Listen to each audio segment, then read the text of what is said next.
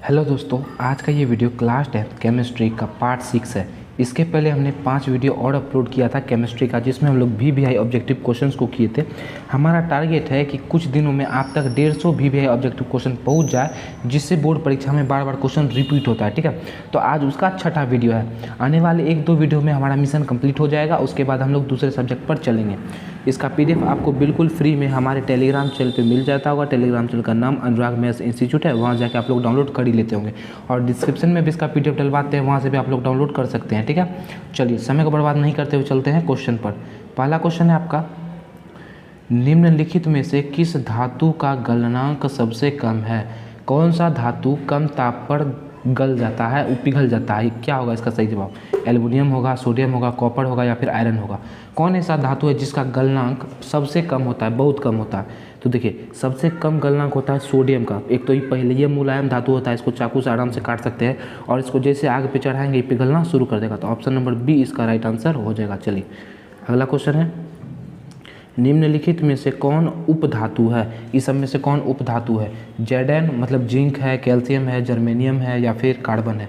देखिए, कार्बन तो भैया अधातु है, ये गैस है, अधातु है। जिंक धातु है, कैल्शियम भी धातु है। बचता है जर्मेनियम। जर्मेनियम क्या है बाबू? जर्मेनियम जो है आपका अधातु है। ऑप्शन नंबर इसका सी बिल्कुल सही जवाब हो जाएगा। अगला क्वेश्चन है, किसी कोष में इलेक्ट्रॉनों का अधिकतम संख्या होता है। कोई भी कोष है, उसमें इलेक्ट्रॉन का अधिकतम संख्या कितना होता है? तो इसका एक फॉर्मूला बताए थे हम आपको, 2n²। यदि पहला कोष का देखना है तो n का मान 1 रखेंगे, 1 का स्क्वायर 1, 2 गुना 1 2।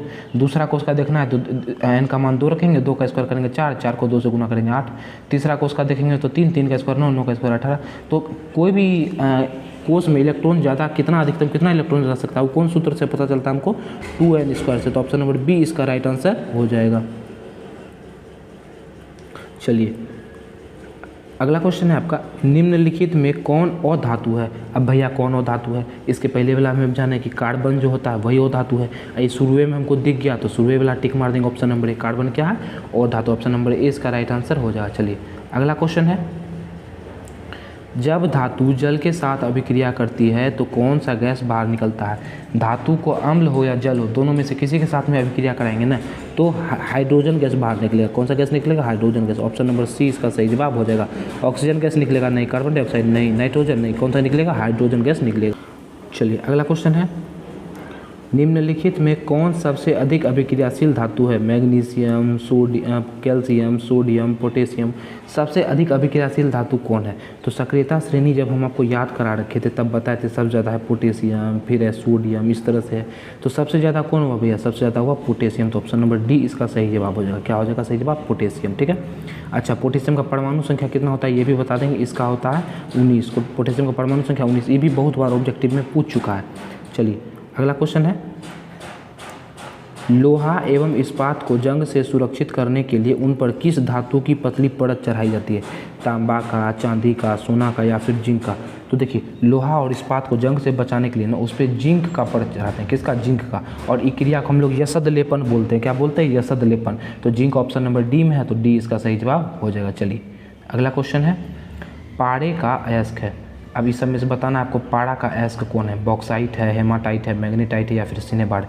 तो बॉक्साइट क्या चीज़ का है? एल्युमिनियम का। हेमाटाइट और मैग्नेटाइट क्या चीज़ का है? आयरन का। लोहा का अयस्क है हेमाटाइट, मैग्नेटाइट।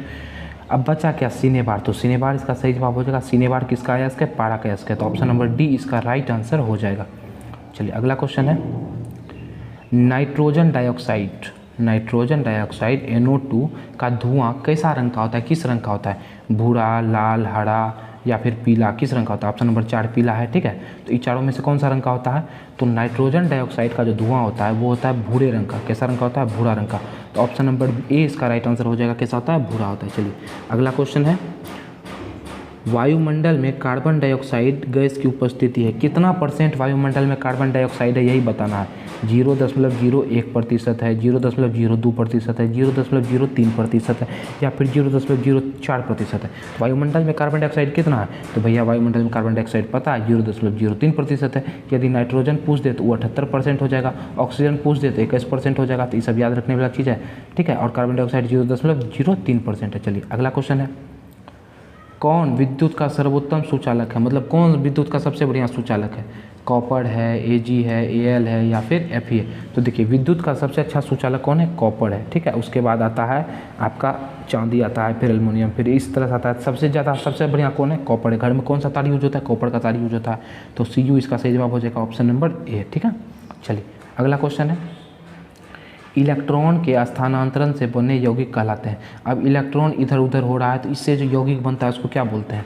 सहसंयोजी यौगिक, विद्युत संयोजी यौगिक, कार्बनिक यौगिक या फिर इनमें से कोई नहीं।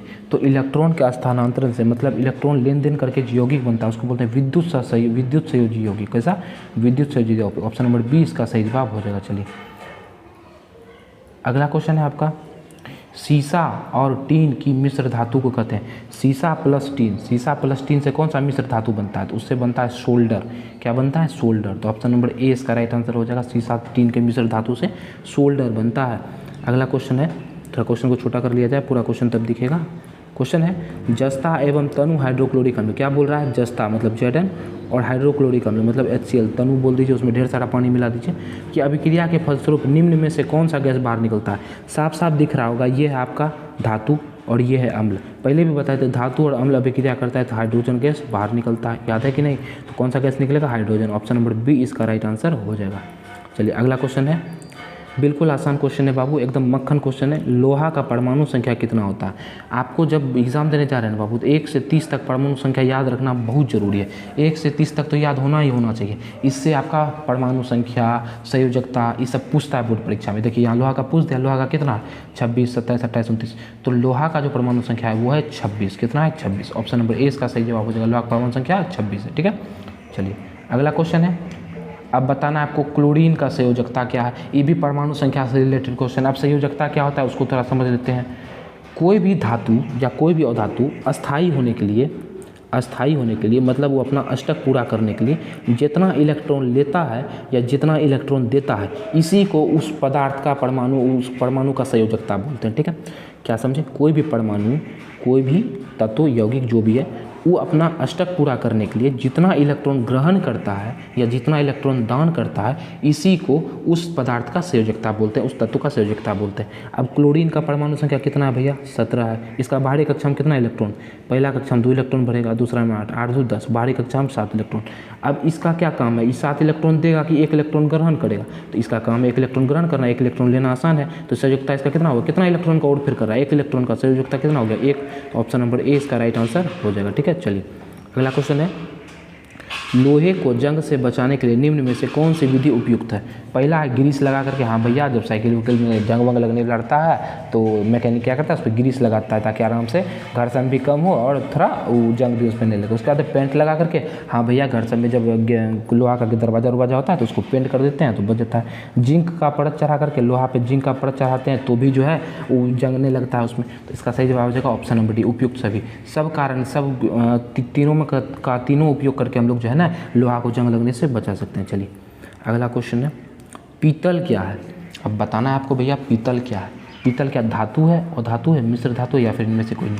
तो देखिए पीतल जो है ना, पीतल है मिश्र धातु। क्या है? मिश्र धातु। 2 धातु को मिला करके बनाया गया है, टीन और जिंक ऐसे कुछ मिलाया गया था, ठीक है, उससे बना है। तो पीतल क्या है? मिश्र धातु। अगला क्वेश्चन, निम्नलिखित में से कौन सा धातु कमरे के ताप पर द्रव अवस्था में रहता है?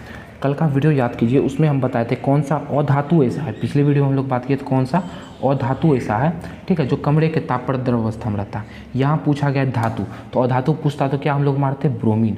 ब्रोमीन अधातु है, कमरे के ताप पर द्रव अवस्था में रहता है। लेकिन यहाँ पूछ दिया गया है धातु, तो इस वजह से हम लोग को क्या टिक करना पड़ेगा? पारा। तो ऑप्शन नंबर 20 का राइट आंसर हो जाएगा। कैल्शियम तो भैया जमा द्रव अवस्था में नहीं होता है। लोहा तो सबको देखते हैं, लोहा भी जमा हुआ नहीं होता है, ठीक है, जमा हुआ कहते हैं, पिघला हुआ नहीं होता। अगला क्वेश्चन है, सल्फाइड अयस्कों का सांद्रण किस विधि से किया जाता है? फेन उत्प्लावन, द्रवन, निक्षालन या फिर निस्तापन? तो बात करें अगर सल्फाइड अयस्क की, तो सल्फाइड अयस्क का जो सांद्रण किया जाता है ना, वो किया जाता है फेन उत्प्लावन विधि से। किस विधि से? फेन उत्प्लावन विधि से। तो ऑप्शन नंबर ए इसका राइट आंसर हो जाएगा, फेन उत्प्लावन विधि। तो आज का वीडियो में हम लोग 20 क्वेश्चन को कर लिए। 20 क्वेश्चन हमारा कंप्लीट हो गया। हमारा डेली टारगेट रहता है कि 20-20 क्वेश्चन को करते हुए चलें, थोड़ा थोड़ा पढ़ेंगे। लेकिन यदि आप लोग यही 20-20 क्वेश्चन को यदि एग्ज़ाम टाइम तक जोड़ते हैं तो जोड़ लीजिए कितना क्वेश्चन होगा। एक दिन में 20 क्वेश्चन। अभी एग्ज़ाम लगभग में आपका 5, 6, 7 महीना बचा है। 7 या 21, 210 गुना 20 जोड़ लीजिए, आपके पास कितना ऑब्जेक्टिव पहुँच जाएगा, ठीक है, एग्जाम तक में। तो बहुत सारा ऑब्जेक्टिव हो जाता है, एक ज़्यादा ऑब्जेक्टिव नहीं पढ़ना है, थोड़ा थोड़ा करके पढ़ते हुए चलेंगे, याद करते हुए चलेंगे। तो अगर आपको वीडियो पसंद है तो वीडियो को लाइक कर देंगे और चैनल को सब्सक्राइब भी कर लेंगे। काहे कि आने वाला 2 से 3 वीडियो में आपका केमिस्ट्री हम निपटा देंगे पूरी तरह से। केमिस्ट्री कंप्लीट हो जाएगा, मतलब केमिस्ट्री का जितना भी ऑब्जेक्टिव क्वेश्चन बार बार रिपीट होता है वो आप तक पहुंच जाएगा। तो वीडियो चैनल को सब्सक्राइब भी कर ही लेंगे। तो उसमें कमेंट भी कर देंगे कि जब केमिस्ट्री आपका कंप्लीट हो जाएगा तो आपको किस सब्जेक्ट का वीडियो चाहिए, किस सब्जेक्ट के बारे में ऑब्जेक्टिव चाहिए, वो कमेंट कर देंगे। लेंगे आपसे अगले वीडियो में। तब तक हंसते रहिए, मुस्कुराते रहिए, हमारा PDF पढ़ते रहिए। जय हिंद, जय भारत।